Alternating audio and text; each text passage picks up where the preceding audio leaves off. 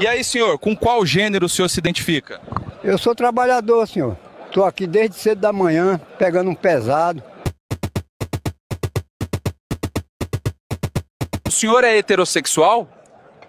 Me respeite, rapaz. O que o senhor acha dessa nova onda de bebês reborns? Isso tudo aí é um bando de salafrários sem ter o que fazer. Na minha época não tinha essas pouca vergonha, não. Você tem algum problema com alguém heterossexual? Não, nenhum. Eu não sou a favor, mas também não sou contra. O senhor é heterossexual? Eu não mexo com esses três não, cabra.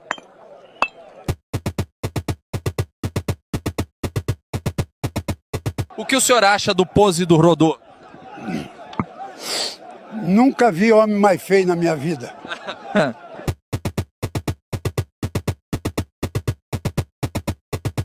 Você viu o que aconteceu com a Virgínia e o Zé Felipe? Aqui nas pirâmides não se fala em outra coisa.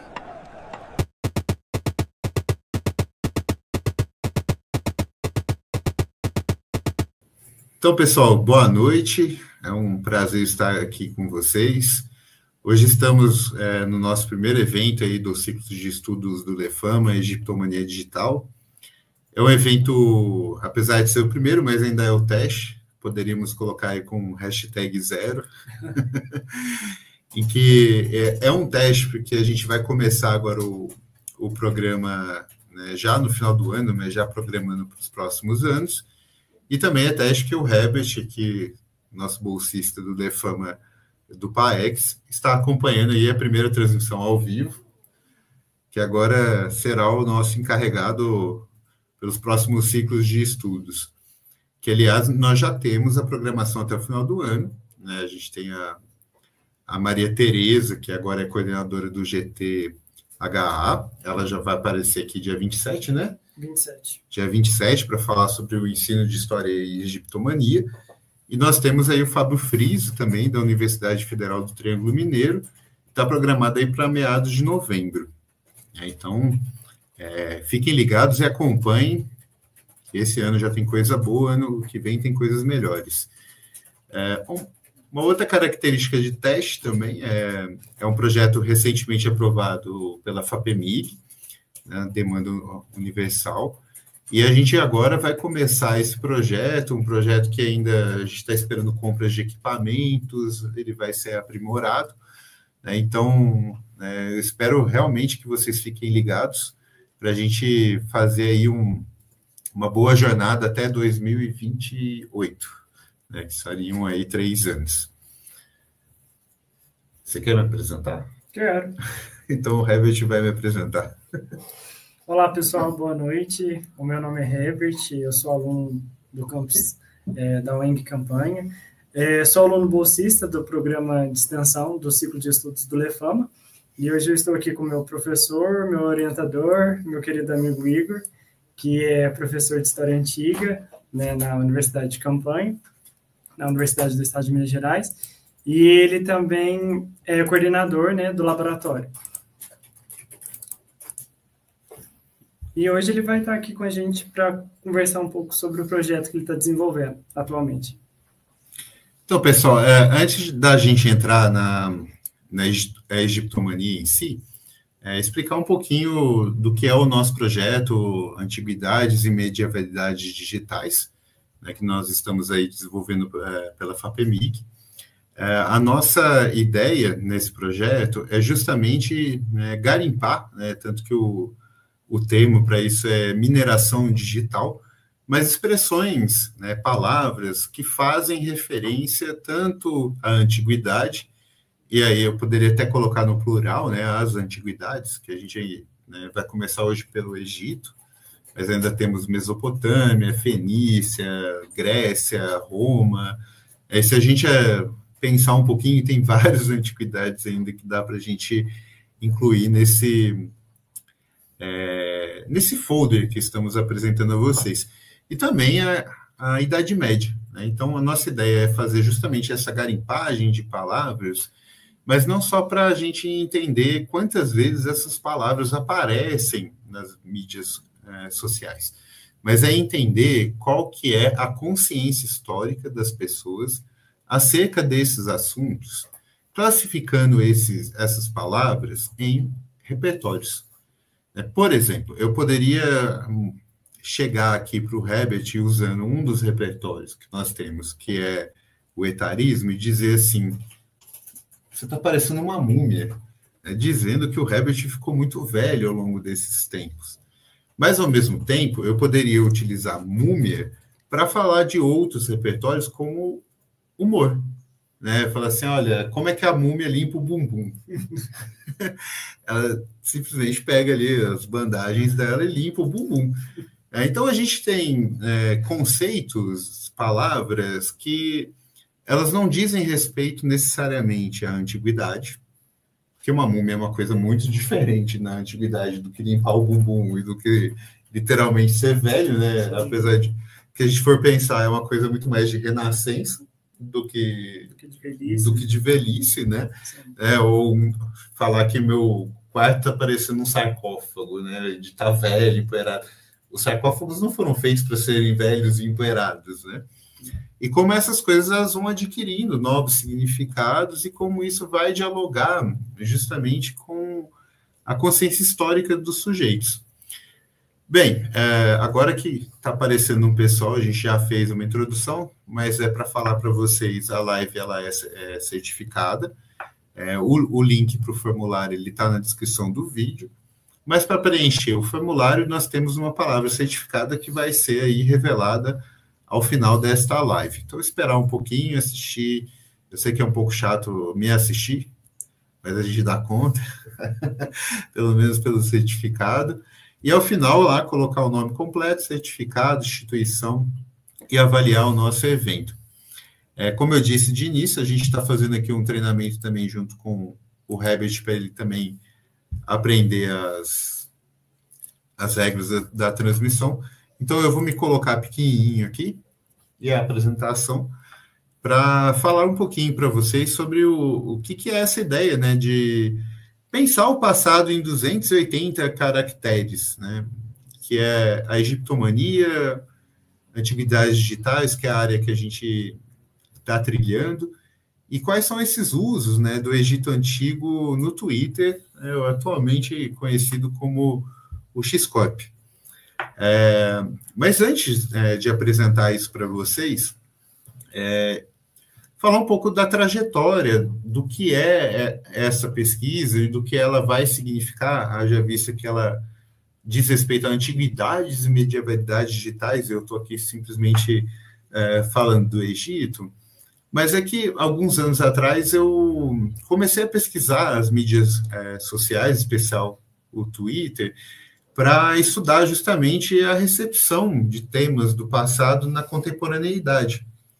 E foi um período muito fértil, justamente por conta das eleições que elegeram o último presidente, futuro carcerário, da nossa nação, mas que foi uma campanha que, de fato, ela teve um apelo histórico muito importante, muito interessante e muito marcante, para a gente continuar aí no mesmo ritmo de palavras.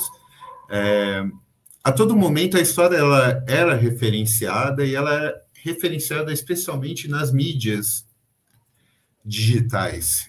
E quando a gente pensa no Twitter, o Twitter era o lugar que isso mais ocorria. E eu fui estudar os espartanos, Eu acho que todo mundo lembra dos 300 de Brasília, é uma imitação clara dos espartanos, é uma reinterpretação, etc. Não vou me alongar sobre isso, tem outros vídeos do Lefama a respeito dessa pesquisa, mas, num primeiro momento, eu comecei a entender como dava para utilizar uma rede social como fonte histórica, criar um banco de dados sobre isso e começar a pensar como as pessoas elas estão pensando, literalmente isso, porque elas estão, de fato, postando sobre isso na internet a todo momento, E como eu acompanhei já há alguns anos, as pessoas falam de história pra caralho na internet, desculpa aí o palavrão. E eu acabei me deparando com esses alunos que estão aí ao meu entorno, nessa foto, né? O Pedro, o Herbert aqui ao meu lado, o Anubis, o Fernando e Melissa, que são alunos que chegaram na universidade querendo estudar Egito Antigo. E eu sou romanista, né? Meu doutorado foi em Boatos, né? Em Guerra Civil e República Romana, né? Aí eu imaginei assim que seria uma boa experiência não só de conhecer uma nova literatura e também conhecer a partir deles, né? Porque uma coisa que eu aprendi com o meu orientador de doutorado é que a gente terceiriza leituras, né? Às vezes a gente pede para os alunos lerem, porque às vezes é um assunto tão forte que a gente estuda que a gente precisa entender, a gente acaba entendendo aos olhos deles.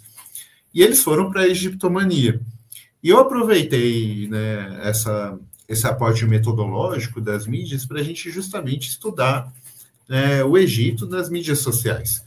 O Pedro começou com isso na Egiptomania no Twitter, hoje ele trabalha com a criação de um conto de fadas, né, sobre os monumentos egípcios em campanha, egipcíacos, né?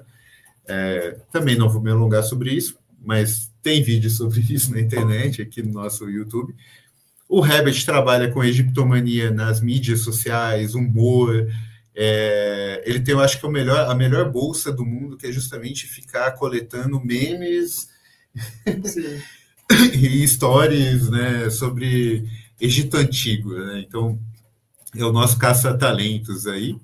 E o Fernando e Melissa, que estão também pesquisando no Twitter, cada um dentro das suas aspirações, né? O Fernando, ele almeja ser o Anubis, então ele estuda o Anubis, e a Melissa, ela não almeja ser a Cleópatra, que a Cleópatra é muito menor que a Melissa, convenhamos, ela é muito mais competente, mas ela quer estudar aí a Cleópatra. Então, é isso que o nosso laboratório vem fazendo. E por que a gente, de fato, escolheu trabalhar com o Twitter? Né? Porque se a gente for pegar a literatura sobre as mídias sociais no geral, nós vamos ver que o Twitter ele é muito diferente das outras mídias sociais que a gente tem. Né? E eu posso fazer uma brincadeira aqui muito rápida, faço geralmente essa brincadeira que ela é didática, mas, por exemplo, assim, um aluno que odeia história, ele vai muito mal de história. Ele vai, provavelmente, reclamar do professor de história no Twitter. Porque o Twitter, geralmente, a gente não preza ter tantos amigos, a gente não preza se expor, a gente preza expor a nossa opinião para a galera ali que compartilha a nossa opinião e concorda, vira um grupinho mais fechado. Ele vai chegar no Twitter e falar assim, odeio meu professor de história, ele é um babaca. No Facebook, ele tem o pai, ele tem a mãe, tem a avó, tem uma pá de galera da família dele. Ele vai fazer o quê? Ele vai postar uma foto estudando história. Ele vai postar ali, não entendo, mas estou tentando, estou me esforçando. E quando ele vai para o Instagram, que é uma coisa muito mais... É ostentação mesmo, assim, é uma vida... Tipo, acho que vocês já estão cansados de ver isso nos debates, né? É uma vida que ninguém tem, né? Ela é uma vida planejada, né? Na exposição. Você vai postar a foto sua com o professor de história e falar assim, eu amo esse cara. Sim. Não é assim, olha o tanto que eu gosto, né? Então, para mim, o Twitter, ele entra numa lógica que a antropologia digital, ela vai chamar de luzes apagadas e luzes acesas, que é como a gente usa as mídias sociais. Luzes apagadas significa eu vou postar para pouca gente ver. Luzes acesas, que seria o máximo caso, acho que é Instagram. Sim. Eu não uso muito o TikTok, mas acho que o TikTok é bem luzes acesas, né? Vou dançar, sim, vou não sei o quê. Mas você usa de uma outra maneira. Então, assim, a ideia de pensar a consciência histórica dos sujeitos a partir de postagens, ela calha muito bem com a ideia de você olhar o Twitter. Porque onde você vai postar aquilo na luz mais apagada. Que é literalmente a tua opinião nua, crua, né, sobre a história. Sim. E muitas vezes, né, que é o caso que eu estudei, se demonstrando um aspirante aí à extrema-direita, nazismo, essa coisa toda, né? Que é um meme que você não postaria para tua família ver, não postaria em lugares que muitas pessoas elas vão ver. Uhum. Então, a ideia de escolher o Twitter, ela tem a ver com isso. Mas o nosso trabalho, ele não se insere, né, na verdade, ele não é original, ele se insere numa tradição. Uma tradição, né, de egiptomania, que ela chega no mundo hoje, né, na moda, no entretenimento, nas mídias sociais, mas ela também já começou a partir de expedições, de pessoas importantes, de vendedores, de pessoas que tinham uma outra curiosidade acerca do Egito Antigo, muito diferente de você falar aquele negócio da a múmia limpa o bumbum com a bandagem dela, né? Eu acho que essas coisas não apareciam antes. Tanto que os dois primeiros, né, momentos assim, que eu posso classificar a egiptomania, e aqui até falando para o Herbert que está estudando isso, que é uma coisa assim, isso não está na literatura. Talvez eu escreva sobre isso um dia. Mas existem fases da egiptomania, né? E são fases que elas não foram classificadas.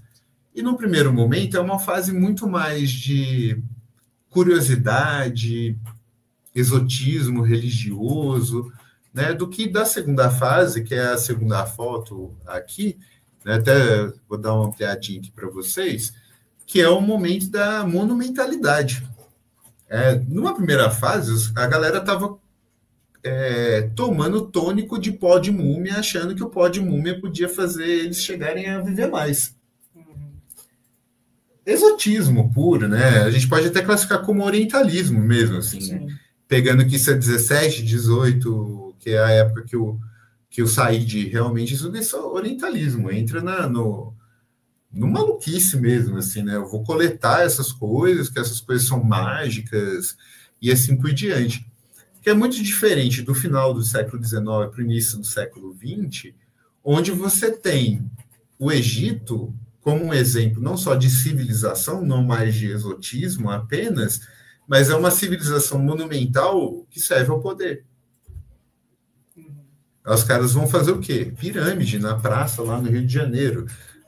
Eles vão fazer esfinges, né? Assim, vão fazer prédios com a Ísis pendurada e assim por diante. E continuando essa saga da egiptomania, a gente chega, né, na segunda metade do século XX para frente, né, embora esteja aí mostrando o disco do Olodum, que é um pouquinho mais para o final do século XX, mas na metade do século XX para frente, um monte de filme de múmia. Tem um monte de filme de múmia, inclusive múmia de Pompeia, lá na Itália. Você imagina, assim, uma múmia toda carbonizada, levantou, etc.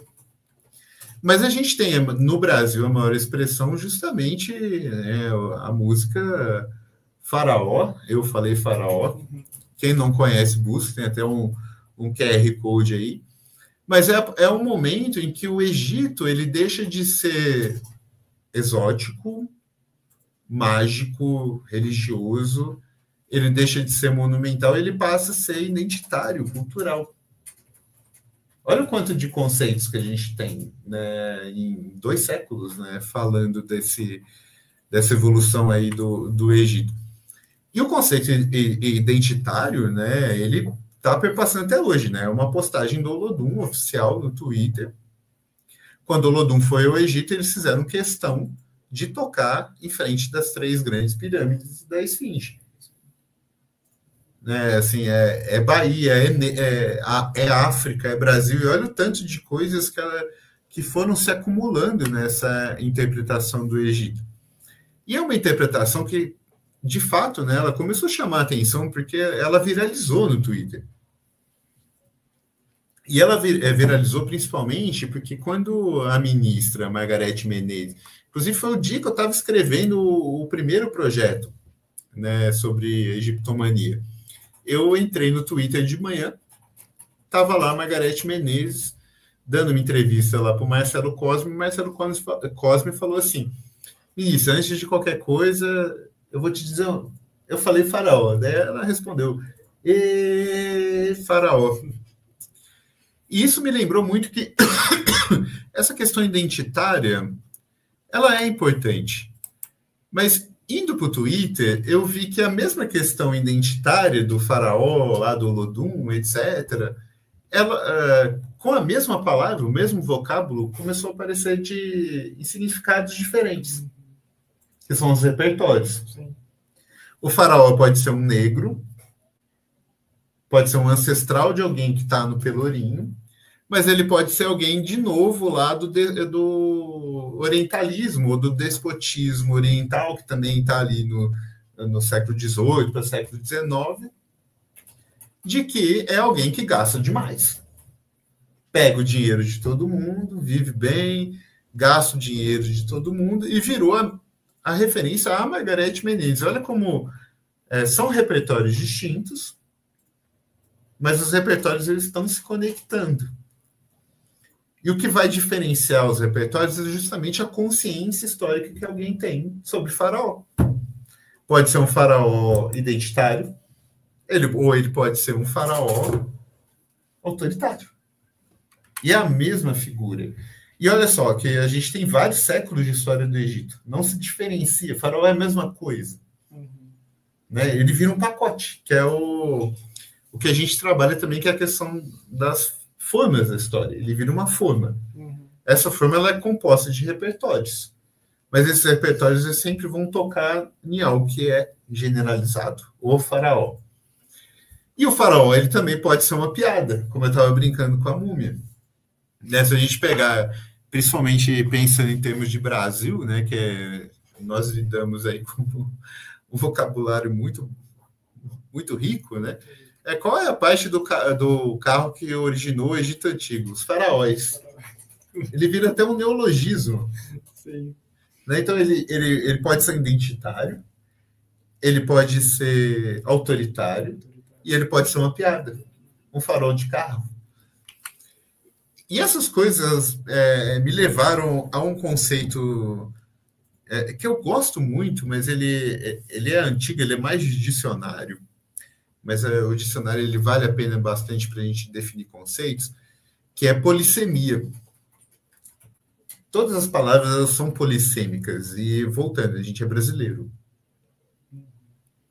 Deixa eu ver sua broca, é polissêmico pra caramba. Sim. E a gente vai pensar que isso aparece nos conteúdos de história. A nájia do faraó é polissêmico. Né? Então, assim, quando eu fui para o Aurélio, eu peguei assim, o que é polissemia? É o fato de uma palavra ter várias significações. Portanto, quando há um termo se usa com várias acepções, diz que há polissemia. Então, eu fui fazer um banco de dados para entender a polissemia de cada palavra que a gente pensa do Egito Antigo. E essa polissemia ela vai revelar como as pessoas pensam a história. Né? Por exemplo, ali, Moisés foi falar com o faraó, quando sentiu algo apertando as suas nádegas, então indagou. Tu tá com a mão na minha bunda. As aulas de história seriam mais interessantes se a gente mudasse alguns fatos, como esse. Cleópatra Diva morreu de picadura. Gente, hipocondríaco é quem tem medo de hipopótamo. Até com grego já foi, né? E cleptomania é uma geração muito antiga de fãs de Cleópatra. Eu não disse isso. Sim, a Cleópatra virou até cleptomaníaca, né?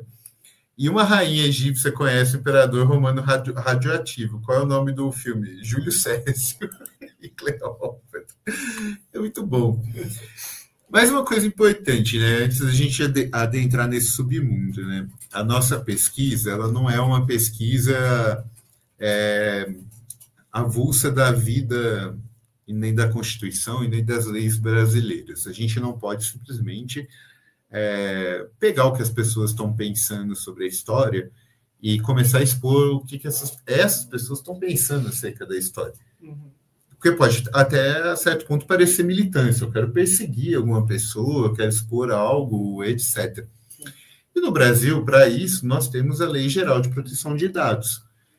E o que ela vai significar, basicamente, para a nossa pesquisa? Primeiro, a gente não pode sair pegando dados sem um intuito claro, que seja um intuito claro que esteja na lei. O nosso intuito é educacional. nós estamos pensando no como as pessoas pensam a história, para a gente também produzir materiais educativos dentro do que as pessoas estão pensando sobre a história. Uma outra questão, a gente não quer expor as pessoas. Então, uma coisa muito diferente que vocês vão ver por aqui é que a fonte ela não está referenciada. Para historiadores isso é um pouco difícil, né? Se eu vou citar um documento de um arquivo, tem que estar lá o documento, né? Mas eu não posso referenciar a pessoa porque vocês vão achar a pessoa. E vão achar a pessoa expondo opiniões dela que são sensíveis, que podem causar constrangimento.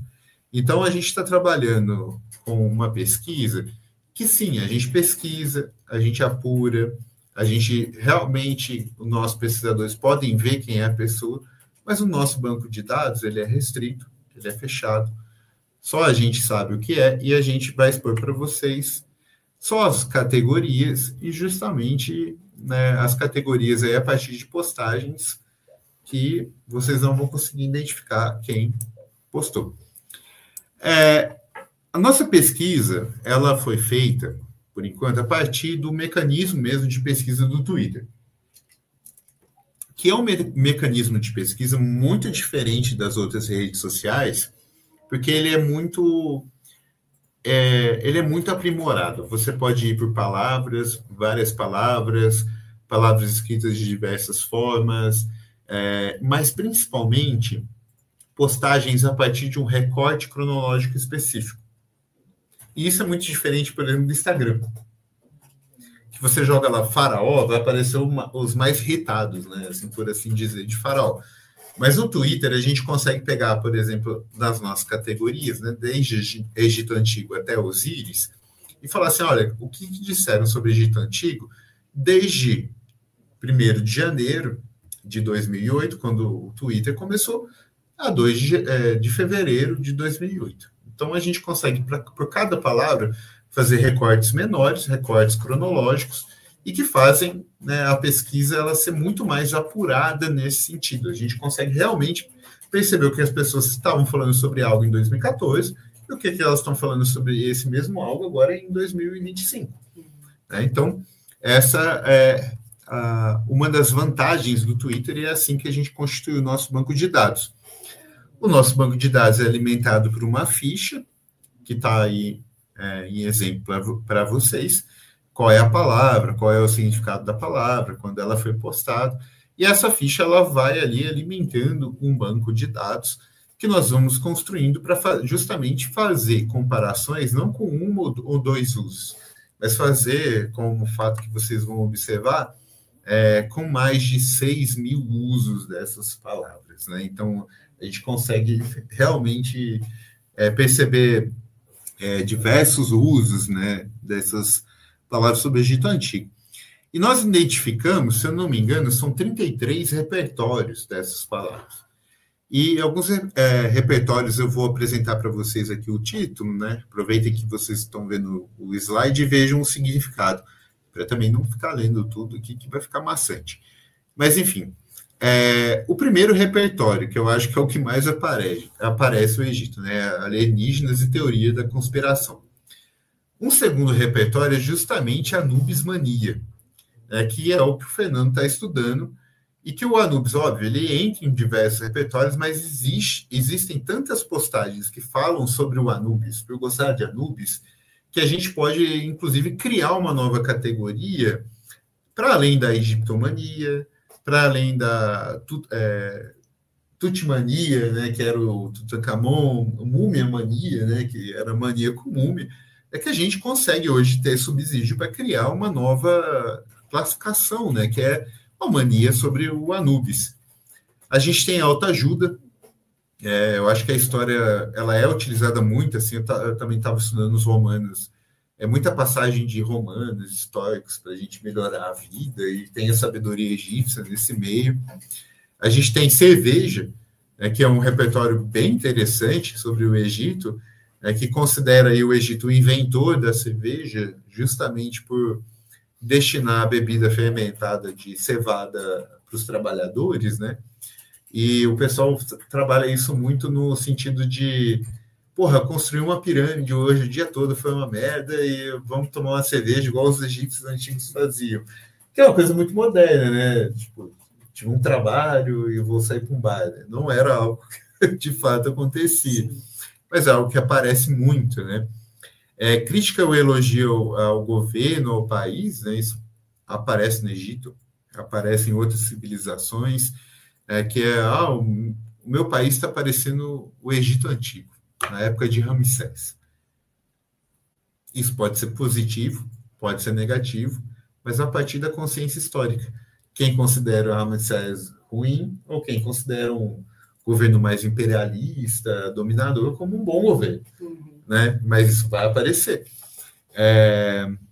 A Cleomania, né? A Cleópatra, eu acho que nos últimos anos vocês estão muito acostumados com ela aparecendo nas mídias, também a mesma coisa com Anubis. Né? Existe um repertório, vários repertórios da própria Cleópatra apenas. Cristianismo também é um tema, né? Principalmente porque nós estamos numa cultura brasileira que é uma cultura cristã, e na catequese, na igreja, a gente aprende sobre a história do povo hebreu no Egito, então o cristianismo está sempre ligado ao Egito.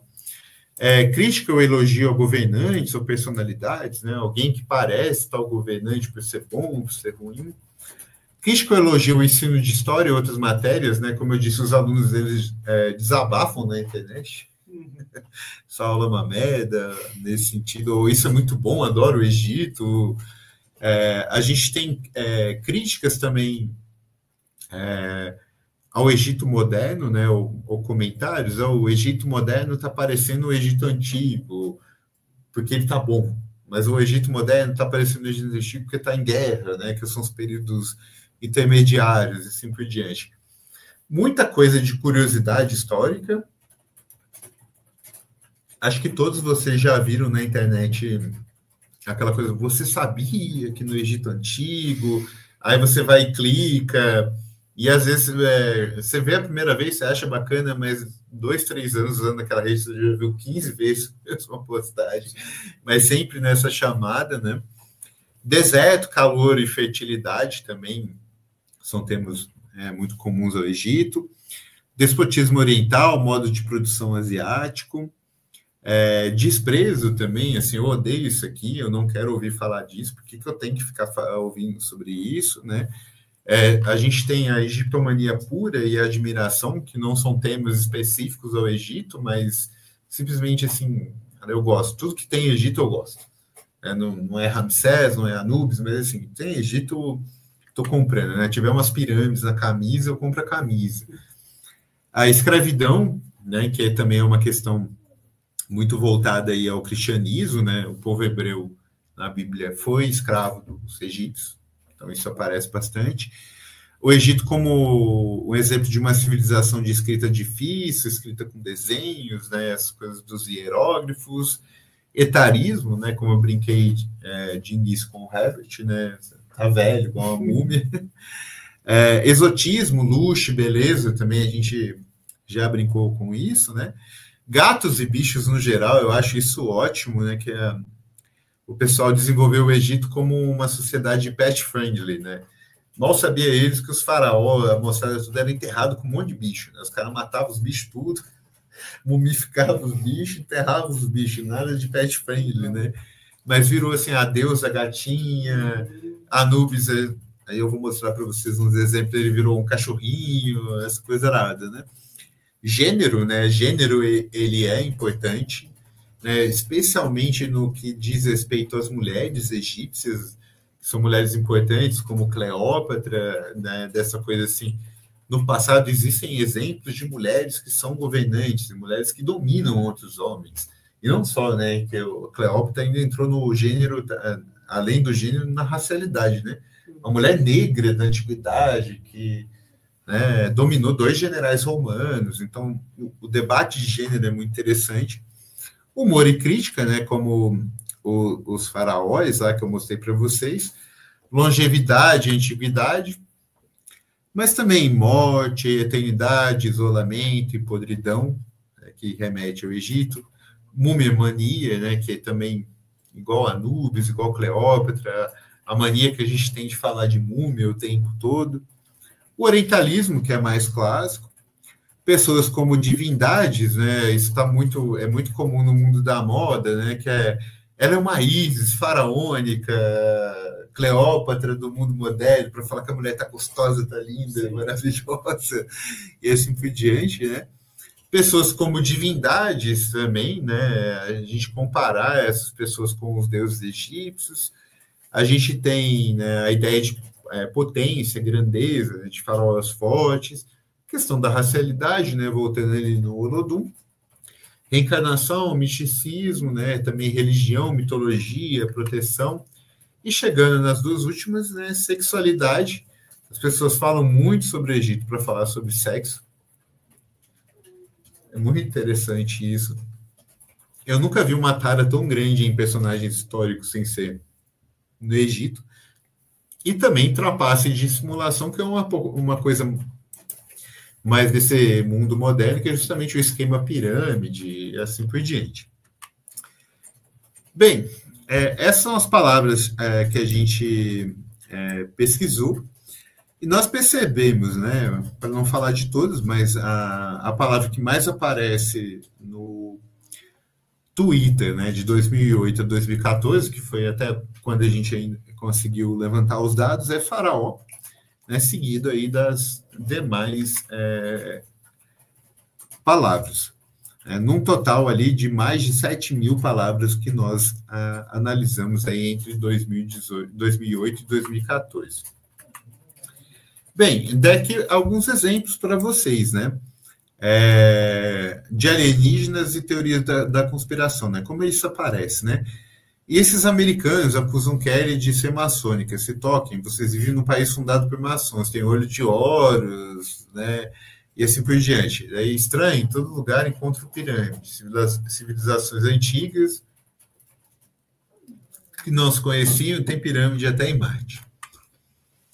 E fazendo uma análise de alienígenas, né, e teorias da conspiração, por hora a gente percebe que Horus, né, essa questão do olho de Horus, que entra na maçonaria, entra um monte de coisa, né, tem até na catedral aqui de Campanha, né, assim, é o vocábulo que mais aparece dentro desse repertório. Então, o predomínio, né, são muito mais ocorrências de Horus, mas também a gente observa ênfase em elementos arquitetônicos, né? Principalmente pirâmides, obeliscos, né? Isso atrai energia, é um ponto de raio, uma coisa arada assim, né? E também, né, voltando aqui, tatuagens, né? Um monte de gente decidiu tatuar aí o olho de Horus. Mas também a gente vê aí outras menções, né? Figuras históricas, como Faraó, Tutankhamon, Nefertiti, e o que leva a gente a entender que esse é um repertório que surgiu com a cultura pop. Essa coisa do cinema, dos jogos e assim por diante. Até a gente tem a Anubis Mania, né, que acho que a Anubis foi o deus mais legal que teve no Egito Antigo. Há uma verdadeira adoração ao deus Anubis na internet. Eu estou pesquisando com o Fernando, né, que o Fernando ele trabalha com existencialismo, né, trabalha um pouquinho ali com a filosofia, e a gente está com uma hipótese que a gente realmente está chegando perto, assim, a gente vai comprovar, que justamente tem uma coisa muito interessante nesse mundo nosso, que é uma crise das grandes religiões. Muita gente não confia mais cristianismo, islamismo, etc. E começou a se voltar para religiões antigas. Tipo, talvez essas religiões estivessem certas. E eu acho que o interessante nessa volta foi justamente voltar para as religiões antigas, mas olhar para aqueles deuses que essa galera considera como submundo. Então, uma inversão total. É pegar o deus do bem e olhar o deus do mal, e pegar a religião atual e pegar uma religião antiga. Então, a religião antiga e o deus que eles consideram do submundo, né? Então, começou uma verdadeira adoração mesmo, que ele é o deus mais legal, né? As pessoas elas são fascinadas pelo Anubis, né? Tanto que, assim, a gente pegou esses dados e começou a desenvolver essa noção de Anubis mania. Porque o vocábulo mais forte e o que fecha isso tudo é basicamente 50% vamos falar de Anubis, por Anubis. E não é nem colocar o Anubis no Egito Antigo, é falar do Anubis. Então, o Anubis ele é uma figura interessante. E ele aparece como uma figura sensual, cara. As pessoas querem trepar com o Anubis hoje em dia. E é uma das categorias que mais tem. Ele aparece muito mais nessa Anubis mania, mas ele aparece também com essa coisa de gatinho, bichinho, algum humor, né? Essa coisa toda. Mas o restante, que vai falar de religião, vai falar das outras coisas do Egito, ele quase não aparece. Literalmente o Anubis pelo Anubis é o deus que as pessoas gostam. Aí tem a autoajuda, né, que é uma pirâmide, marcava a passagem de um faraó e seus feitos, assim, também são os atos diários, são pedras que montam a pirâmide na nossa vida. Quem escreveu isso não era a CLT, obviamente, né? Mas essa coisa de, tipo, vocês construíram, as pessoas construíram uma pirâmide, você também consegue, né? Se Deus é bom, ser ele também, mas ambos não têm preço, né? Então vem toda essa questão de autoajuda. E a autoajuda, geralmente, ela está centrada na figura do faraó, né? Que é uma autoajuda coach, né? Que eu já vi isso um pouco em Roma, que era, seja o seu próprio senador. Imagina isso. Seja o seu próprio senador romano.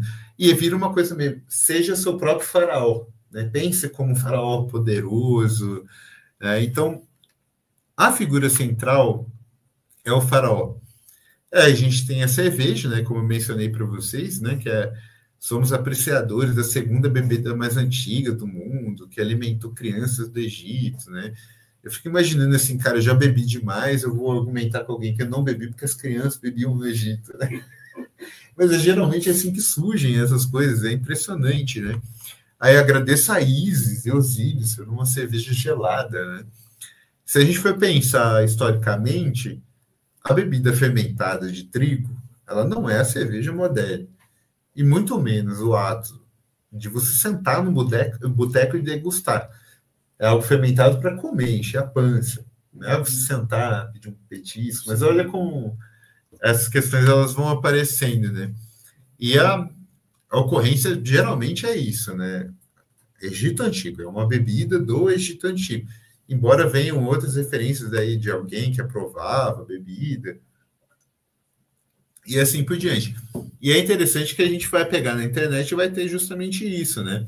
Uma Eisenbahn, né? Uma cerveja que faz uma cerveja em homenagem a Ramsés III, né? Dessa coisa da cerveja mais antiga, e o pessoal foi para o Twitter comentar isso, né?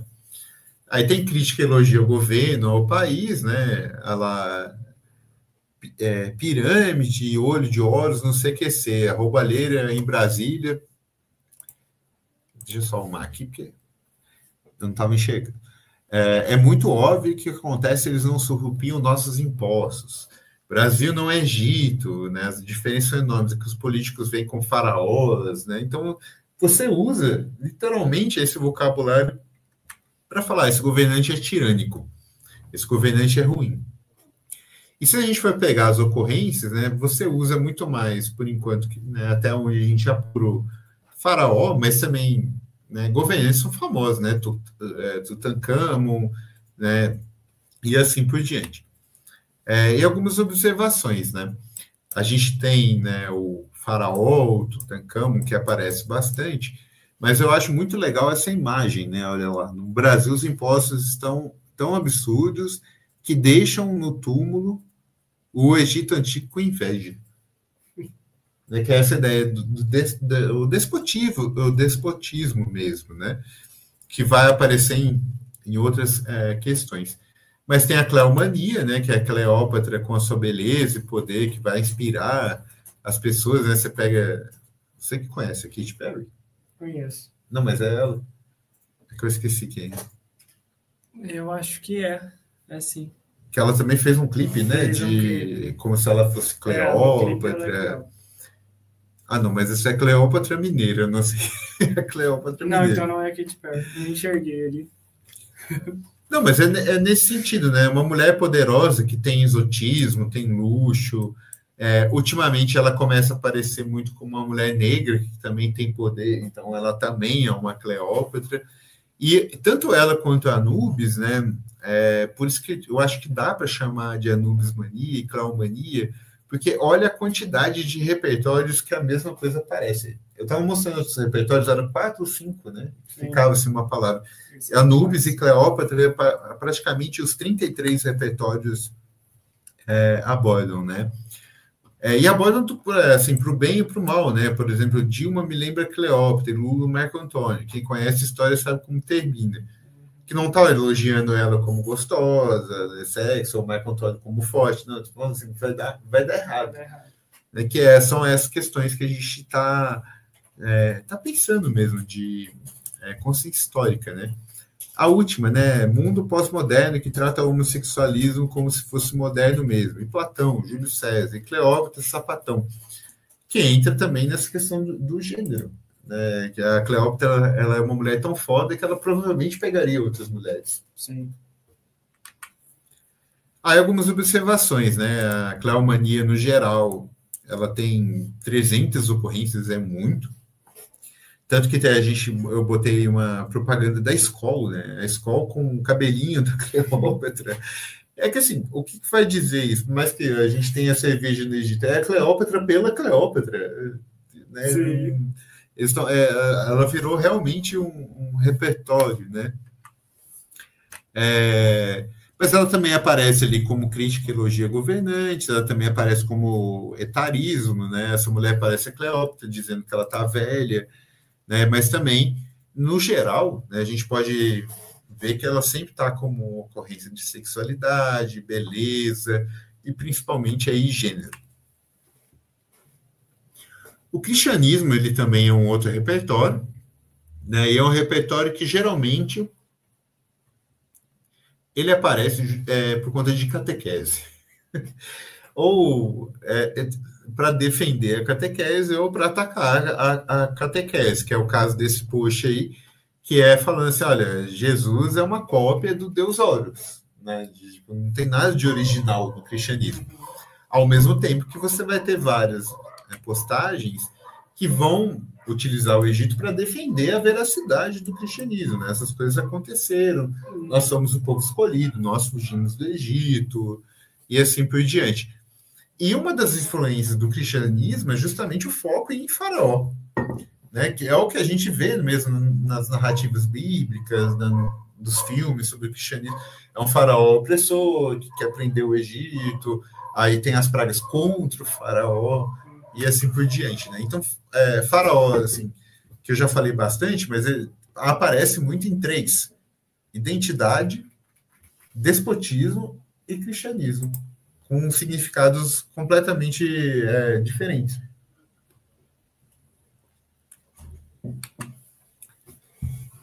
Então, e uma outra questão que chama bastante atenção é justamente essas comparações, né, que existem entre o Horus, né, a mitologia sobre o Horus, e como que essa mitologia ela também está presente ali na Trindade, no cristianismo e assim por diante.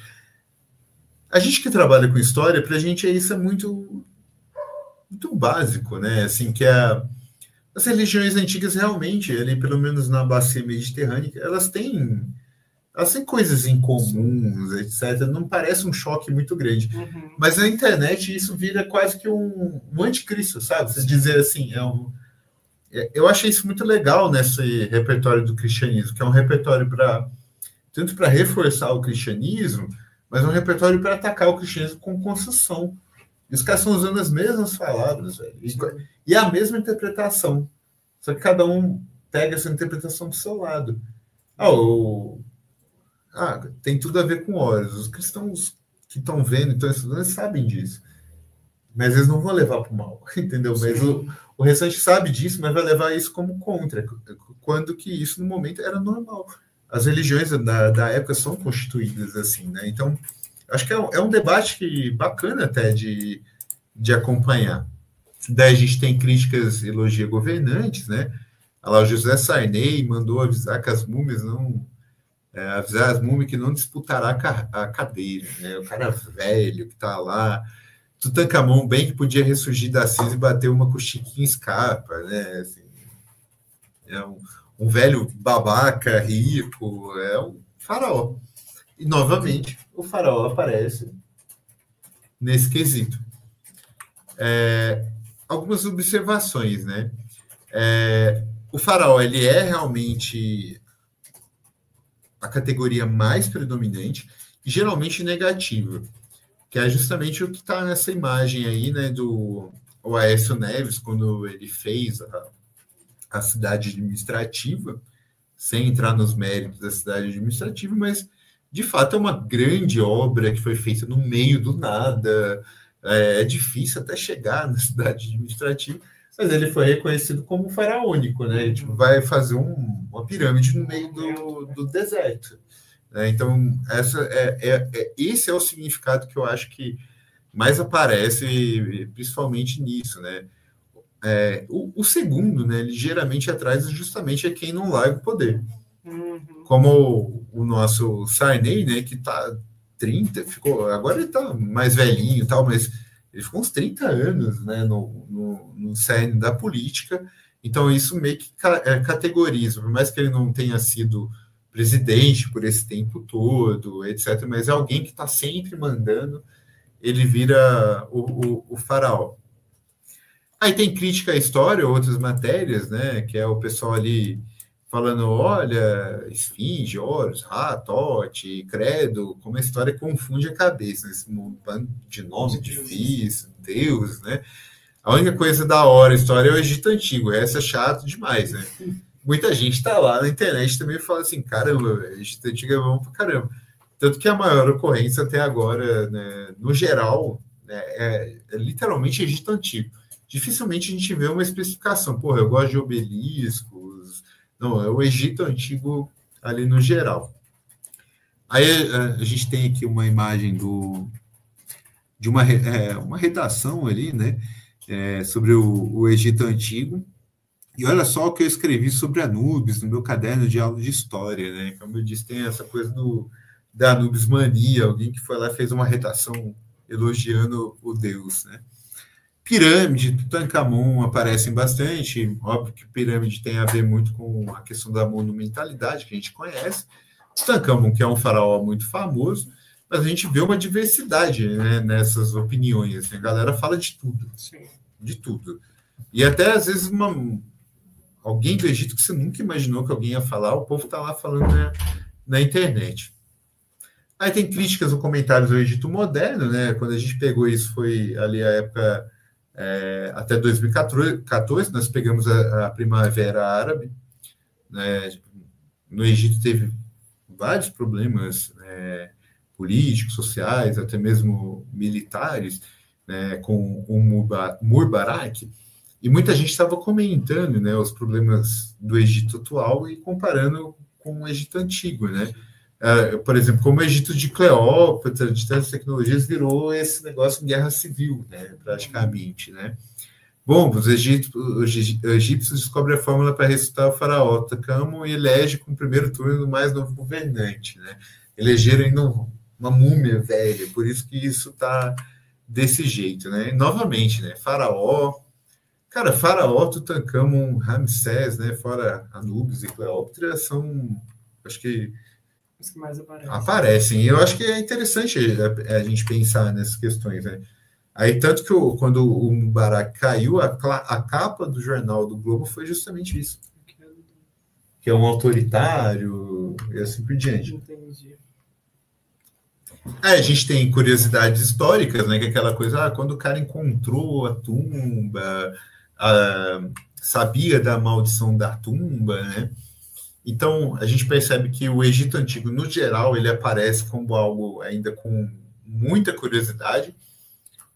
Curiosidade sobre Faraó, Cleópatra, Ramsés, Tutankhamon, são essas curiosidades que a gente observa bastante.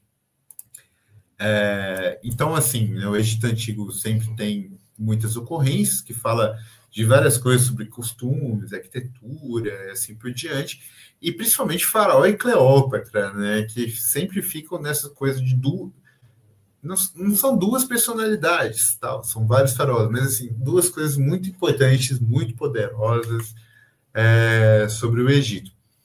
Ramsés, Tutankhamon e o Nilo, né? O rio Nilo ele começa a aparecer bastante justamente nessa questão de poder, algo grande, tal. Mas o que a gente percebe é que há uma diversidade de temas, né, que vão envolvendo essas curiosidades. Deserto, calor, fertilidade, né? Mas que calor, Ave Maria, parece que me transportaram para o Egito na época dos escravos do faraó, né? Na loucura da segunda, ônibus lotado, com asa temperadas, boca de faraó, língua de sarcófago. O negócio está pegando fogo ali. E a pessoa pensando, né? E nesse sentido, a gente já começa a ver, né, que o Nilo ele também se destaca, a gente não coletou deserto, mas o Nilo sempre está... a gente também não coletou deserto, porque tem vários desertos, né? Então... Sim. Ia ficar difícil, né? Mas sempre está relacionado com deserto, mas sempre é algo assim, o faraó vai dar fertilidade, a pirâmide está perto do lugar da fertilidade, ou do calor, eu estou numa pirâmide passando calor, e assim por diante. Bem, a gente também tem o despotismo oriental, o modo de produção asiático, que é são coisas que aparecem bastante nos livros didáticos, né? Que é o faraó levanta monumentos, o faraó também é escravista, né? Escravocrata, né? Que lembra-se muito com as plantations do Brasil e assim por diante. Tá vendo? Agricultura, margens férteis, e assim por diante. E novamente o faraó e o Nilo, né? Em destaque, né? Água e poder. Algumas observações, né? O faraó ele é o central no despotismo, isso é historiográfico mesmo, né? O Egito Antigo como modelo de civilização hidráulica, escravista, né? Isso daí aparece muito nas postagens. E o Nilo, né? Como central na distribuição, né? Das riquezas do Egito. O Egito também aparece como desprezo, né? Que é tipo, eu odeio Hades, Rainha Nefertiti, morra esse negócio, né? Tenho trabalho de história para apresentar sobre a lenda de Osíris, sabe? Eu estou nem aí para Osíris, muito medo para a lenda. Esse é um repertório, ele aparece pouco. Eu acho bacana isso, porque eu acho que isso reforça um pouco a egiptomania, que aparece muito mais de forma positiva, muito mais. Então, são 7.000 ocorrências, tem praticamente que contando 30 ocorrências negativas, né? Mas o faraó aparece como desprezo, né? Odeio esse povo de faraó, morro os faraós, assim por diante. Mas as mesmas palavras, né? Elas sempre vão aparecendo. Aí, como eu mostrei para vocês, né? O faraó com 7 categorias, né? Tem até um memezinho ali, Egito Antigo, a menina fazendo cara feia. Por que fala tanto da múmia, do Tutankhamon e assim por diante, né?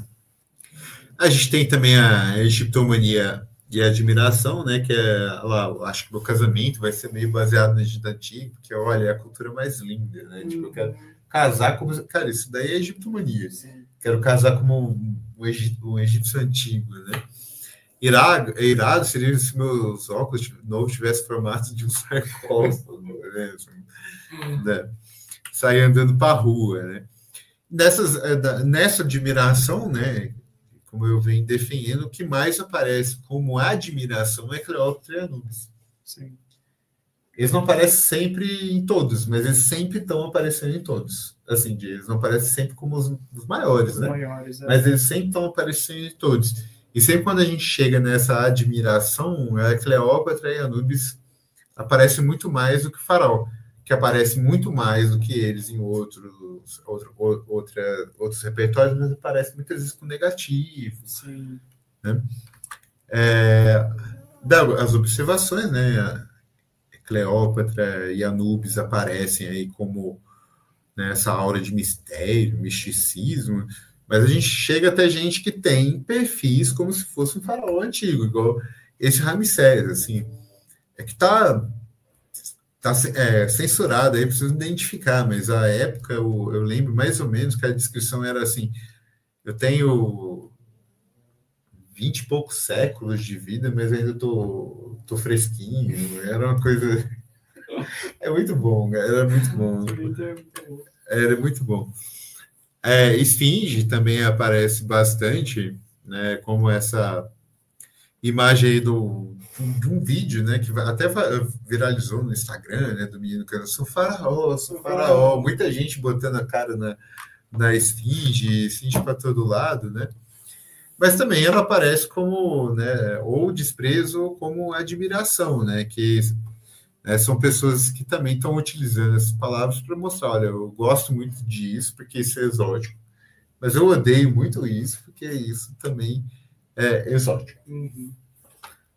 Escravidão, né, que é uma questão que envolve muito o cristianismo ainda, mas é muito focado na questão dos escravos, né, que a Cleópatra ela só podia ser livre, leve, solta, gostosão, porque ela tinha escravos, e assim por diante, né? Em escravidão, Egito Antigo e Faraó, que acho que complementa um pouco essa ideia da narrativa bíblica, né? São as palavras que mais aparecem, né? Tanto que a gente vê nesse meme, né? O chefe, aqui somos uma família de trabalho, Faraó açoitando, que é a narrativa que está na Bíblia, dos filmes bíblicos, sim, né? De um Egito cruel, um Egito de muito trabalho. Aí entra a escrita difícil, escrita com desenhos, né? Eu odeio quem conversa comigo no MSN. Já perceberam que os posts são velhos? Sim. O texto é repleto de emoticons, que não deixa compreender o que a pessoa escreve, né? O que a mitologia egípcia são esses nomes complicados, mulher faraó, Hatshepsut, né? Essas coisas, né, que são escritas com memes, emojis e coisas que a gente não entende, né? Como se fosse um WhatsApp mesmo moderno. E aparece justamente, né, as maiores ocorrências de hieróglifo, né? Mas o Tutankhamon, né, ele sempre como algo muito importante, muito difícil, sempre. Eu acho que a Tutmania, ela pegou mesmo, né? Aí tem esse meme, né, que né, o Mozart escrevendo, o Beethoven escrevendo, né, que quanto mais complicado a letra de médico ali, ele chega a ser um hieróglifo. Uhum. Daí a gente tem o etarismo, né, que é justamente essa do pessoa velha, um candidato foi embalsamado, um candidato, ele é tão velho, e a gente observa, né, muitas vezes, de novo, Tutankhamon, que é a ideia da múmia que todo mundo resgatou, a múmia que ninguém nunca tocou, né, ela aparece justamente como o maior vocábulo de etarismo mesmo, né? E seguido ele são coisas que vão dele, né? Que é sarcófago, tumba, e assim por diante. Múmia também aparece bastante nesse sentido, também entra ali na múmia do Tutankhamon, né? Mas também Egito Antigo, Ramsés, assim por diante. Aí nós temos exotismo, luxo e beleza, né, que são voltadas principalmente, né, vou até passar aqui já para Cleópatra, né, que é a primeira, mas Nefertiti aparece bastante, Isis está aparecendo, Hatshepsut também, elas estão aparecendo, com mulheres que são luxuosas, são bonitas, são impactantes. O faraó também aparece nesse sentido, né, com muito ouro e assim por diante. Tanto que tem esse meme aí acho que é o Justin Bieber, né, recebendo uma uvinha na boca. Tipo, a Cleópatra, ela tinha esse tipo de tratamento. Ou uma mulher, agora eu já não sei quem é essa, Jessie alguma coisa, mas ela tá bonita, com vestido num tapete vermelho dela, assim, como se fosse uma Cleópatra. Bichos, gatinhos no geral, principalmente, eu acho legal essa segunda, né, que é um gato que é chamado de Anubis. Ele chega a ser bem interessante, mas a ideia de que, né, não só o Egito era pet friendly, né, mas que você pode usar o nome dessas divindades para dar o nome dos seus bichinhos, né? E o maior que aparece é o Anubis. É engraçado que a Bastet ela não aparece tanto. Interessante. Que o pessoal sabe que os gatos eram algum tipo de divindade, pode seja bem, não é assim, mas não vamos explicar tanto assim, mas ela não aparece. O Anubis ele aparece direto, né? Tanto que aí a gente tem a figura do gatinho, sim, que é um bonito gatinho, mas ele é chamado de Anubis. Mas ele ficou bonito o nome de Anubis. É controverso, mas ficou bonito. É controverso. Aí tem gênero, né? Que é tantos homens reinaram no Egito, mas o grande é uma mulher, né? Essa dicotomia que a gente debate na história do gênero, né? De mulheres importantes, homens importantes, isso ele vai aparecer. Mas também essa ideia de que mulheres assumiram lugares de faraó, né? Como a gente vê aqui nesse comentário da Hatshepsut. Então, Faraó, Cleópatra, né, são aí mensagens que aparecem bastante. Um adendo, né, a Hatshepsut, né, que aparece também como difícil ali para soletrar, mas ela tem um templo, né, ela tem toda uma história. Ela também é uma das figuras que começou a aparecer, né, principalmente já perto de 2014, como uma figura de feminismo, mas também, né, a imagem que está aí, embora Nefertiti não tenha aparecido tanto, ela vai aparecer mais depois, mas como um exemplo de uma mulher importante, né, tipo, uma rainha egípcia lendo um jornal, tomando um café, como se fosse uma representação de um homem, né? Um homem importante. Seria um comportamento masculino, né? Assim, na representação. Aí tem humor e crítica, né? A gente usa o Egito para fazer bastante piada, né? Que é a depilação egípcia, aquela em formato de pirâmide. O Kátia é um monstro da efígie de Etenesh, decifra meu devora-te. A teleatendimento submarino esfinge de Gizé, quando dos dois respondeu. Minha vida. O humor do Egito é muito bom. E eu acho engraçado isso, né? O faraó, de novo, o faraó é impressionante, cara. O tanto que o faraó ele aparece em diversos repertórios, né? E voltando, o Egito Antigo, no geral, eu acho que ele sempre está em segundo. Sim. É o Egito, né? Ele virou aquela forma, o Egito.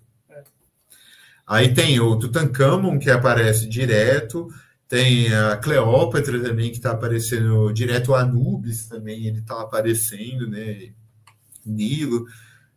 Eu adoro esse meme, cara. Eu faria isso com toda certeza para minha esposa, ela ia ficar muito brava, eu ia virar o faraó, mas eu faria isso fácil. Mas o faraó é igual essa, assim, o cara tá lá descolorindo a barba, né, botou um gilete ali, prendeu, botou uma camisa, você agora virou Tutankhamon, virou faraó, muito bom, né? Aí um saco de dormir, né, que vai virar um sarcófago, isso também é muito bom. É muito bom, o humor com o Egito Antigo. Mas também a questão de longevidade, antiguidade, né? Pô, isso aí tá aí desde a época da Cleópatra, parado, né? Eu acho que vou comer um chiclete, tá na minha mochila desde o Egito Antigo, né? Você nem sabe de onde tá. E eu acho engraçado isso, né? Que quando a gente... Um tema, um vocábulo que está muito comum nessa coisa do antigo é o Tutankhamon, né? Eu acho que a descoberta da tumba, ela fez muito... Não, mas ela fez muito imaginário nosso, sim, né? Porque não é uma coisa velha, é uma coisa velha descoberta, né? Assim, tá lá, enterrada. Sim. Eu achei. Aí, então, tem o Tutankhamon, né? Faraó, Egito Antigo, né? Sempre estão aparecendo aí no topo da hierarquia, né? Mas sempre com essa questão de imortalidade, mas também sarcófago, Ramsés, né? São coisas que aparecem sempre relacionadas. A gente também tem essa questão de morte, né? Eternidade, isolamento e podridão, que não é simplesmente a morte da diferença anterior, mas é uma morte podre, é uma morte antiga, né? Que é essa coisa assim, fui me enrolar com uma fitinha branca e me colocar na pirâmide do Egito, né? Tipo, eu vou me isolar, sabe? Eu vou me trancar e vou ficar no mundo, não vou ser descoberto, diferente do anterior, né? O meu cunhado tá dormindo aqui, o pé dele tá estragado, mané. O fedor de sarcófago, chulé de queijo. Mas essa coisa de tipo, tá largado, tá isolado, tá podre, isso daí. A gente vê, lógico, o Faraó sempre tá lá, o Tutankhamon, ele tá lá, Cleópatra tá, mas o sarcófago, né? Essa ideia do podre, do abandonado, o sarcófago aparece, né? Aí tem até essa postagem aqui que o traje diz que o faraó saiu da tumba, né? Tipo, é a mãe da menina tirando ela do quarto. Tipo, sai desse quarto, sai dessa podridão, sai dessas aranhas, assim por diante. Aí tem a múmia mania, né?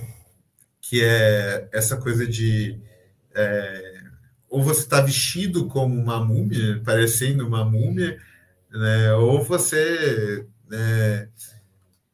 tá querendo ficar paralisado, né? Que o brasileiro tem essa coisa de múmia paralítica, né? Simplesmente eu vou deitar, né? E a categoria que entra múmia é etarismo, né? Geralmente múmia é para isso, ou ela entra no sarcófago lá, que é essa coisa mais da podridão e assim por diante. Mas múmia, ela sempre aparece ali, ela está aparecendo sempre como etarismo. Você é uma múmia, então você está chamando a pessoa de velho. Aí nós temos o orientalismo, né? Que é quando me falam de Egito, me vem uma pirâmide, não uma cidade civilizada, né? Não é uma coisa, não é uma civilização, é uma escravidão eterna, com vários monumentos, né? Porque eu achei que o Egito era um tipo de deserto grande, ou é só a ideia de deserto, o rio que fertiliza o deserto, e assim por diante. E no orientalismo, o mais interessante é isso, né? Que a nossa civilização hoje, ela é muito diferente do 19, que era essa coisa do modo de produção. Hoje é muito mais essa questão do luxo. Do luxo. Que é a Margareth Menezes Lei Rouanet, né? Assim, eu vou ver luxuosamente. Tanto que se a gente for pegar o gráfico, dá para ver ali que o luxo é muito grande, né? Então, né, como observações, exotismo, luxo, beleza aparecem bastante. Depois vem essa questão aí da riqueza, né? E uma observação, né, que o Egito Antigo, ele aparece bastante no orientalismo, né, com essa forma, né? Assim, o Egito Antigo, ele é oriental, né, que é algo interessante. A gente tem as pessoas como divindades, né, que é seu nome igual a uma deusa, né? Eu sou uma rainha do Nilo, eu sou a divina Ísis, e assim por diante. E eu acho que é legal essa questão da divindade, né? Que, por enquanto, quem vem predominando são divindades femininas. Tipo, eu sou uma deusa, eu sou uma rainha da deusa, né? Uma coisa que é interessante, né? Que até aparece aí essa coisa da Rihanna ativando o arquétipo da deusa Ísis, né? Aí tem a potência, poder, riqueza, né? Que são questões que a gente já debateu aqui, né? O faraó, o Nilo, o maior rio, as maiores pirâmides, os faraós mais ricos, né? E assim por diante. Aí tá lá até, né? Aí sim, minha profissão no Egito Antigo, nasci pro poder, né? Que é o cara fazendo tipo um LinkedIn do faraó.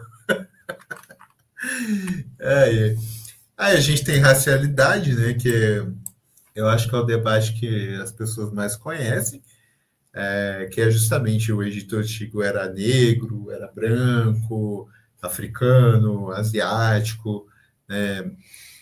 E tanto que a gente vê, né, nos dois primeiros posts, né, essa briga, mas o terceiro post ali justamente, né, relacionando a Ivete, que é baiana, né, não é do Olodum, mas canta as músicas do Olodum, mas é ela cantando Egito Antigo, né? Então Egito e Bahia também aparecendo até indiretamente. E não me surpreende, né, especialmente as duas principais ocorrências, né, que é Cleópatra, que a gente está vendo aqui que essa parada de gênero, né, de chamar figuras distintas da história, ela bate muito no gênero, são mulheres que são chamadas, né, e principalmente aí a Cleópatra como negra, né, porque ela está num debate racial, mas também faraós ali, que é o primeiro, né, o segundo, na verdade, né, aparece ali também como nesse debate racial. Aí a gente tem uma imagem, né, que é uma pessoa vendo uma imagem dos egípcios antigos num livro didático, e ela postou e comentando assim, cara, é a primeira vez que eu vejo egípcios sendo representados como negros. Aí tem essa questão de reencarnação, misticismo, maldição, né, que é maldição do faraó, né, fazer juramento ao faraó, e o faraó, novamente, ele aparece, né, sempre a maldição do faraó, que eu acho que também vem da literatura, vem do cinema, bomba, né? Mas também a gente percebe justamente tatuagens como Isis, né? Nessa questão de maldição, proteção, aparece justamente essa questão de você fazer uma imagem de um deus antigo que vai te dar proteção. E muito disso aparece, tanto com Anubis, né? Mas com Isis. Ou o Horus, né? O olho de Horus. Religião, mitologia, proteção, né? Que são debates muito mais de qual divindade eu gosto, qual divindade eu sigo, ou debates, a minha mitologia é melhor que a tua. O mais engraçado é que a figura que mais aparece em debates mitológicos é o Anubis. Que é essa coisa do deus bom ou deus ruim. Que muita gente lê ele como deus das trevas, mas ele é um deus das almas, mas ele não é o deus das trevas diabo da nossa mentalidade cristã, entendeu?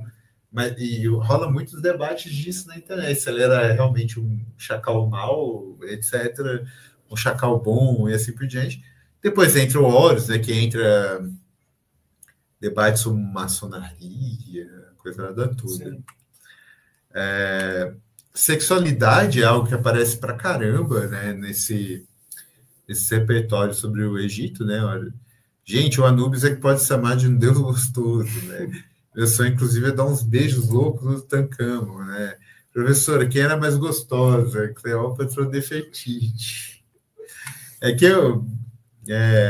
uma coisa que também tem a ver com o cinema, né? Que o pessoal faz um casting, né? Pega os atores do Egito Antigo, sempre todo mundo bronzeado, malhado, né? Os homens bonitos, mulher bonita, né? Então fica parecendo que todo mundo era gostoso no Egito Antigo, né? Tipo uma novela Malhação, uma coisa assim, né?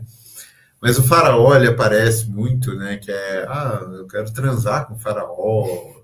A Cleópatra, principalmente, né? Com esse exotismo, né? Eu quero dar um passeio no Nilo, namorando, né? Então, o Egito Antigo aparece bastante. Eu gosto muito dessa imagem, que foram duas pessoas que foram transar em cima, se eu não me engano, foi da pirâmide de Gizé, inclusive. Que é essa ideia de, tipo, o Egito é exótico, o Egito é transante, né? Então, as pessoas têm essa coisa das fantasias, né, sobre o Egito. E, por último, né, essa questão de trapaço de simulação, né, que é coisas que apareceram nesses últimos anos, né? Que é o esquema do faraó que patrocina o Fogão, né? Que era um time de futebol. Né? Então, você pega um grande empresário, tá lavando dinheiro, tá fazendo errado. Meu MSN só tem gente que me ignora, o nick de todo mundo deveria ser Cleópatra, Nefertiti, Tancamo, quer fazer o egípcio. Ah, verdade. Faz sentido. Que é literalmente trapaço, é dissimulação, né? Quando eu estiver ouvindo bobagem, dou uma de Nefertiti, né? Olho para o lado, né? Vira um hierógrafo ali com uma pintura e vai embora, né? E óbvio que, né, a palavra que por enquanto que mais está aparecendo, né? Eu acho engraçado isso, até 2014 a gente não tem tanto esquema pirâmide. São outras questões que o trabalho revela também, né? O tanto que as coisas digitais, elas também levaram esses golpes digitais, né? E isso vai aparecer, com certeza vai aparecer muito mais que no pirâmide. E às vezes superando até faraó. que já apareceu pra caramba, né? Bem, para a gente terminar aqui, né? Esses são os repertórios que nós temos, né? São os 33 repertórios divididos aí nas ocorrências, né? Até 2014, o maior repertório é o de humor. As pessoas usam mais o Egito para fazer piadas. E o segundo são curiosidades, né? O Egito ainda aparece nessa coisa assim de me dê like, né? Sabe? Tipo, clique aqui, explore aqui e assim por diante. Mas a gente já começa a observar que diversos repertórios, eles de fato têm os seus espaços. E aqui nesse gráfico, eu dividi nesse infográfico, né? Eu dividi os repertórios pelas palavras. Que aí eu volto para a gente fechar, né? Antes da gente terminar, eu estava falando, tanto que o Herbert ficou prestando atenção, vou postar um recado aqui para vocês, da nossa palavra certificada, que ela é Egito. Aí tem o formulário de presença, quem tiver aí. Está na descrição do vídeo. Preenche lá que tem essa live certificada. A gente estava esquecendo, tá vendo? É verdade. Mas o tanto que, voltando lá no início da fala, a questão de polissemia. Porque cada um desses, à esquerda, né, que estão aí verticais, eles são os nossos repertórios. E na horizontal, a gente vê como diversas palavras elas vão aparecendo dentro de repertórios distintos. Né? Então, é uma polissemia muito grande. E observando ali os dados, não deu para comentar tanto, porque senão essa live ia dar umas 8 horas. Mas, assim, você vê o tanto que faraó aparece para caramba e aparece para caramba para significar diversas coisas distintas. O tanto que múmia, Anubis, etc., né? Então, o que a gente vai fazer aqui na sequência, né, não só das pesquisas do Lefama, mas o que o pessoal vem falar para a gente sobre educação, ensino de história, as mídias, etc., é a gente começar a observar como isso é polissêmico e como isso aparece em diversos repertórios, diversos assuntos, e esses assuntos, esses repertórios, eles dizem respeito a maneiras diferentes que a gente pensa a história. Muito bom. E daí, para quem quiser ficar com uma indicação, a gente fez um teaser, né, por assim dizer, que é justamente dialogar essas evidências com a literatura. Para a gente ver como a literatura sobre a recepção do Egito, especialmente o orientalismo, coisas que já foram estudadas, como esses textos eles podem ser exemplificados ou eles são traduzidos por questões que são atuais, né? Como, por exemplo, né, esse texto ali, a gente fez as postagens no Instagram do Lefama, tem lá salvo naqueles stories permanentes, esqueci o nome, né? Como é que chama? Destaque. Destaque, né? A gente tem toda essa série, né? Mas uma passagem ali de um texto, né, falando sobre os diferentes usos de obeliscos, né? Que os obeliscos para o Egito Antigo eram muito diferentes desses 4 que já estão aqui, né? Que são os modernos, que é homenagem à figura pública, marcos de fronteira, celebração de datas, exaltação de colônias estrangeiras. A gente está falando de um texto de 2005, e em 2024 o obelisco conseguiu ter um outro uso, que é educação sexual. Como botar uma camisinha, que é a polissemia. Então a gente fez, né, pelo menos esse teaser, né, de colocar a historiografia e mostrar como essas coisas elas vão mudando, elas vão criando novos repertórios. Não dizem respeito ao passado, embora dizem, mas também não dizem totalmente sobre o presente, embora digam. É uma mistura entre passado e presente que cria um passado e um presente diferente. É um novo. Então, muito obrigado, gente.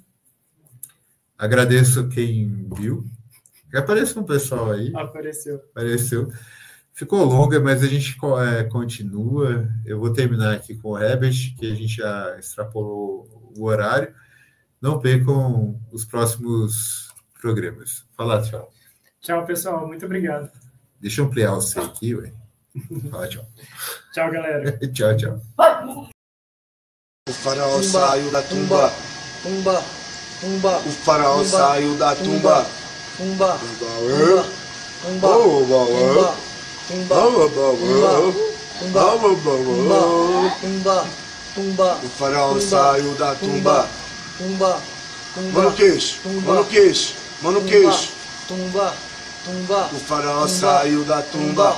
Tumba, tumba. Tó, tó, tó, tó, é o passinho do faraó. Tó, tó, tó, tó, é o passinho do faraó. Tó, tó, tó, tó, é o passinho do faraó. Tó, tó, tó, tó, é o passinho do faraó. O faraó saiu da tumba. O faraó saiu da tumba. O faraó saiu da tumba, tá travado tocando piano. Esse é o passinho do faraó, não é o passinho do romano. Tó, tó, tó, tó.